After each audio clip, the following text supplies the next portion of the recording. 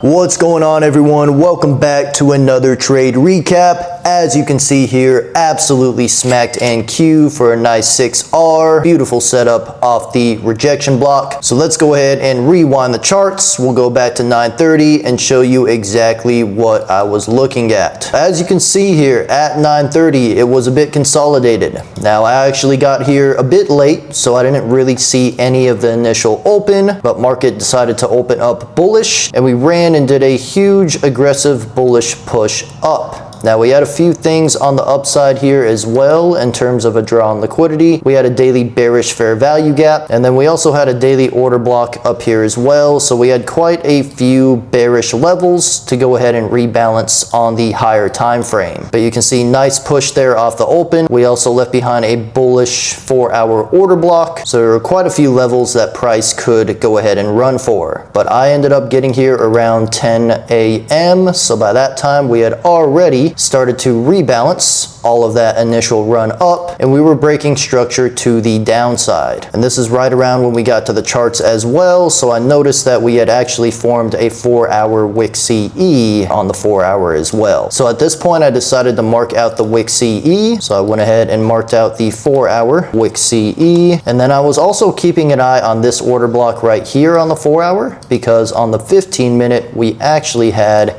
a small 15-minute fair value gap here. So I was thinking we can maybe have a nice 4-hour 15-minute alignment. So it's a very nice lineup there, the 4-hour order block, 15-minute fair value gap, but price just didn't end up reaching down there while I was hunting that entry. And if you wait one more 15-minute candle, you'll see that we reject just before it was about to go down there. But I also noticed something else. I noticed that we had actually swept a 4-hour low. So not only did we form a rejection block down here, we also formed it off the sweep of a 4-hour low. So this is a classic example of the rejection block strategy that I just taught you guys yesterday. If you didn't see that video, go ahead and check it out, guys, but it breaks down this exact strategy. So we waited for that sweep of the 4-hour low. We formed a nice one-sided rejection block. So I placed my order right here on the 50% point, the wick CE, targeting a 1 to 6. And if we drop down to the 1-minute time frame,